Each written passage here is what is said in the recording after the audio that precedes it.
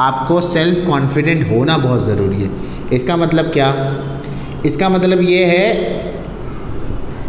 कि काफ़ी सारे बच्चे ऐसे हैं जिनका 9th स्टैंडर्ड में परसेंटेज कम होता है, 60 होता है, 70 होता है, 75 होता है। क्या ऐसे बच्चे 10th स्टैंडर्ड में 90 प्लस या 95 प्लस परसेंटेज स्कोर कर सकते हैं? जी हाँ, ये बच्चे सारे के सारे बच्चे 10th स्टैंडर्ड में 95 प्लस स्कोर कर सकते हैं।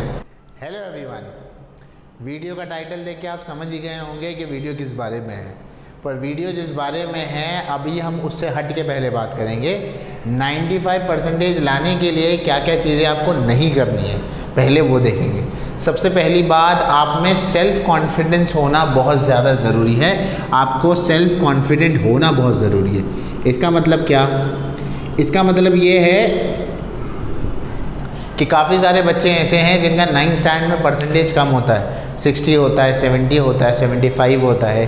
क्या ऐसे बच्चे 10th स्टैंडर्ड में 90 प्लस या 95 प्लस परसेंटेज स्कोर कर सकते हैं? जी हाँ, ये बच्चे सारे के सारे बच्चे 10th स्टैंडर्ड में 95 प्लस स्कोर कर सकते हैं। मैं खुद अपनी बात बताता हूँ आपको।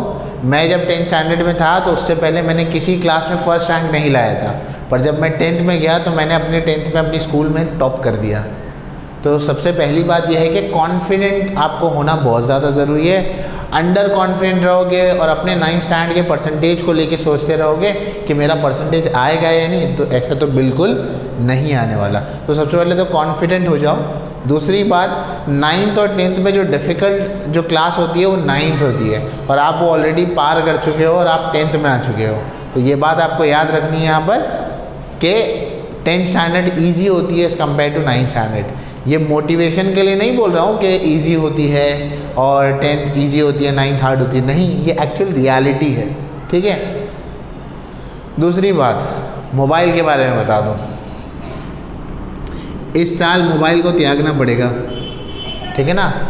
या तो ऐसे कर लो कि मोबाइल से जितने सारे सोशल मीडिया है निकाल दो। एक व्हाट्सएप हमारे लिए ज़रूरी होता है, बाकी जितने सारे सोशल मीडिया और गेम्स है उसको निकाल दो।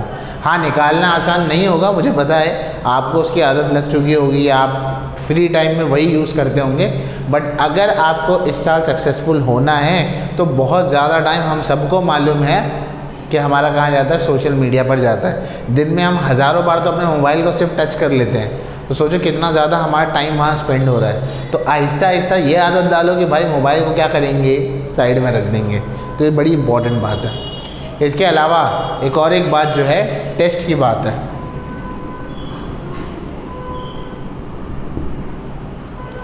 टेस्ट जो है आपके कोचिंग इंस्टीट्यूट में बहुत सारे टेस्ट होते हैं, स्कूल में टेस्ट होते हैं, या आपने कहीं ऑनलाइन क्लास रखी है उसमें टेस्ट होते हैं। तो हम क्या करते हैं, अक्सर बार टेस्ट को अवॉइड करते हैं। पहली बात ये समझ लो कि टेस्ट का मकसद क्या होता है। टेस्ट का मकसद ये नहीं है कि आपके मार्क्स आएंगे और मार्क्स आने के बाद आपकी इंसल्ट होगी, ये टेस्ट का मकसद है। नहीं, टेस्ट के दो मकसद होते हैं। टेस्ट का पहला मकसद ये होता है कि आपको ये पता लग जाए कि भाई अभी इस टॉपिक में आपको कितना और पढ़ना बाकी है, या आपका टॉपिक कंप्लीट हो गया है और आपको आगे बढ़ जाना चाहिए। ठीक है। दूसरी बात, टेस्ट इसीलिए होता है कि आपका रिवीजन होता रहे। तो ये दो वजह से टेस्ट होता है। और आपने एक ऐसी वजह टेस्ट के लिए सोच ली है, या हमने एक टेस्ट की एक ऐसी वजह बना ली है।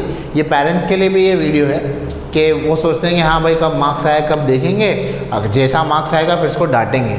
तो पेरेंट्स के लिए मैं ये बोलना चाहूँगा, जब अच्छा मार्क्स आता है, जब आपका कम मार्क्स आता है, तो आप जितना बच्चों को डांटते हैं ना कि टेस्ट में कम मार्क्स आया है, इतनी बातें सुनाते हैं, तो उसी के विपरीत में, यानी कि उसी के अपोजिट में, जब उनका अच्छा आता है तो उतनी देर उनको प्रेज़ भी कीजिए, ताकि बच्चा मोटिवेट होगा टेस्ट देने के लिए। तो ये दोनों साइड की बात है, सिर्फ स्टूडेंट की गलती नहीं है, यहाँ पर ये भी हो सकता है। ठीक है। तो ये टेस्ट की बात हो गई और ये सारी बातें हो गई। अब आते हैं हम लोग कि क्या क्या चीज़ें हमको 95 लाने के लिए करनी चाहिए। ये सारी चीज़ों में तो याद रखना, ये तो जनरल चीज़ें थी। ठीक है। सबसे पहली बात हम पहले भी देख चुके हैं, आपके हाथ में हर सब्जेक्ट में 100 मार्क्स होते हैं। 100 में से 80 मार्क्स आपके रिटर्न होते हैं, 20 मार्क्स क्या होते हैं, ओरल होते हैं। ठीक है। जहाँ तक मैं महाराष्ट्र स्टेट बोर्ड के बच्चों की बात कर लूँ तो ओरल के मार्क्स जो है मेजॉरिटी बच्चों को पूरे ही मिलते हैं। मतलब 120 मार्क्स, 6 सब्जेक्ट हुआ तो 12 × 6 कर लो, 20 × 6 कर लो, तो कितना हो गया, 120 हो गया। 120 में से ऑलमोस्ट सबको 115 116 तक ही मिलता है। बहुत रेयर केस में होता है कि कम दिया जाए, क्योंकि हर स्कूल को चाहिए कि उनका परसेंटेज कैसा है, बढ़कर आए तो आपको ये मार्क्स तो आपको मिलेंगे। तो आपके 120 मार्क्स तो यहीं पर हो गए और बेस्ट ऑफ 5 के हिसाब से 100 मार्क्स आपको वहीं पर मिल गए, यानी आपके 20% तो वैसे ही पक्के हो गए। बाकी जो भी जद्दोजहद है आपको 80 मार्क्स के लिए करनी है, ठीक है। तो आपको ये पता होना चाहिए कि एग्ज़ाम का पैटर्न क्या है। 80 मार्क्स आपके हाथ में, 20 मार्क्स किसके हाथ में, स्कूल के हाथ में। ये बात हो गई। अब इसके अलावा दूसरी बात होती है भाई नोट्स का बनाना। हम आगे जाके वीडियोस बनाएंगे और उसमें देखेंगे भाई नोट्स कैसे बनाए जाते हैं। आप जो भी पढ़ें उसके नोट्स बनाएं। बच्चे बहुत ज़्यादा बच्चे डाइजेस्ट पर डिपेंड करते हैं, मैथ्स के डाइजेस्ट, साइंस के डाइजेस्ट, फलाना ढिमकाना की डाइजेस्ट। हाँ डाइजेस्ट सही है, डाइजेस्ट आपके पास होनी चाहिए, ठीक है। नहीं भी हुई तो भी कोई गर्ज नहीं है, अगर होगी तो बेहतर बात है, पर नोट्स आपके पास होने चाहिए। नोट्स क्या होते हैं, जो आपने क्लासरूम में पढ़ा, स्कूल में पढ़ा, कोचिंग इंस्टीट्यूट में पढ़ा, यूट्यूब वीडियो के थ्रू पढ़ा, उसके पास एक आपके पास एक्सटेंसिव और एग्जॉस्टिव नोट्स होने चाहिए। मतलब क्या, उसमें ऐसा मुकम्मल चीज़ लिखा होना चाहिए कि वही नोट्स को उठाकर, सपोज करो आपको आ रहा है कि डेफिनेशन ऑफ इवोल्यूशन दे दो, अगर इवोल्यूशन का डेफिनेशन जो आपके नोट्स में है और वही डेफिनेशन अगर आप जाके बोर्ड एग्जाम में लिख रहे हैं और आपको पूरे के पूरे मार्क्स मिल रहे हैं और आपके नंबर नहीं घट रहे, तो ये वो सही नोट्स होता है। तो नोट्स ऐसे मुकम्मल बनाओ जिसको आप रिवाइज करके जाके एग्ज़ाम में लिख सको। और नोट्स अच्छे कैसे बनेंगे, जब लेक्चर बताया जाता है तो उसको सुनना पड़ेगा ध्यान से। और ये बहुत एक अच्छा तरीका है लेक्चर को ध्यान सुनने का, क्योंकि आप नोट्स बना रहे हो तो अगर आप लेक्चर सुनते रहोगे, नोट्स बनाते रहोगे तो कुछ ज़्यादा एंगेज रहोगे लेक्चर के अंदर। तो आपके पास नोट्स होने चाहिए, ये बात होगी। इसके अलावा एक बहुत बड़ा जो चंक है बच्चों का, वो इसी सेक्शन से एंड में प्रिपेयर करता है, ये होते हैं PYQs। PYQs यानी कि प्रीवियस ईयर क्वेश्चन। आपको ये बहुत ज़्यादा लाजमी है कि आप कम से कम लास्ट के 5 या 6 साल के पेपर्स को देखें। हर साल 2 पेपर आते हैं महाराष्ट्र बोर्ड में, एक रेगुलर वालों के लिए, एक KT वालों के लिए। तो एक साल में 2 पेपर हो जाते हैं। फॉर एग्जांपल 3 या 4 साल हुआ है नए सिलेबस को आकर, तो एक साल कोरोना में हुआ नहीं हुआ एग्ज़ाम, तो मोटा मोटा पकड़ भी लो तो आपके 6 या 7 बोर्ड के पेपर होंगे प्रीवियस ईयर वाले, उसको पढ़ के जाना ज़रूरी होता है। तो आप पहले क्या करें, अभी स्टार्टिंग में पुराने पेपर्स को लेके थोड़ा सा गो थ्रू कर लें, जिससे आपको एक अंदाज़ा हो जाएगा कि भाई एग्ज़ाम का पैटर्न क्या है। एग्ज़ाम में इस तरह से भी क्वेश्चन आते हैं तो मुझे इस तरह से पढ़ने को चाहिए, ये बात हो गई, ठीक है। अब इसके अलावा जो है आपको आपके जो फ्रेंड है इस साल वो बड़े चुनकर बनाने हैं। आपको ऐसा फ्रेंड आपके साथ बनाना है जो आपकी ग्रोथ में आपको मदद करे। ऐसे नहीं होना चाहिए कि भाई ऐसा दोस्त बना लिया, बोले हाँ तू भी नहीं पढ़ा मैं भी नहीं पढ़ा हूँ, सही है, नहीं। अगर आपने एक ऐसा दोस्त बना रहा है जो पढ़ नहीं रहा तो उसको मोटिवेट करो पढ़ने के लिए। आपको अपने दोस्त के साथ साथ में ग्रो होना, याद रखो। कंपनी का बहुत ज़्यादा इफेक्ट पड़ता है आप किसके साथ रहते हो।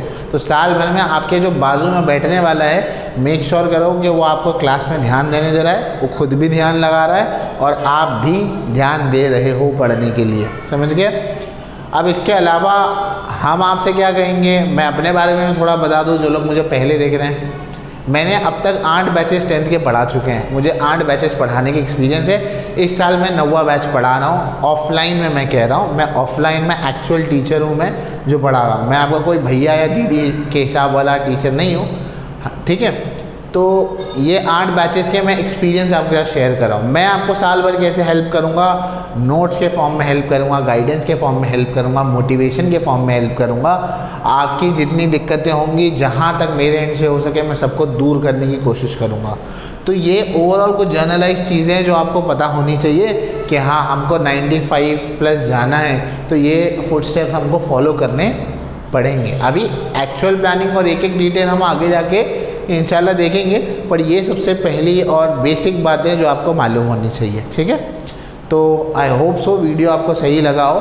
अगर आपको कुछ भी पूछना है तो आप कमेंट सेक्शन में पूछ सकते हैं, वीडियो को शेयर कर सकते हैं। और इस वीडियो में आपको जो जो मैंने टिप्स यहाँ बताई है उसको पहले अमल कीजिए, खासकर इन तीनों बातों को, ठीक है। Till then keep studying, study hard, take care, bye.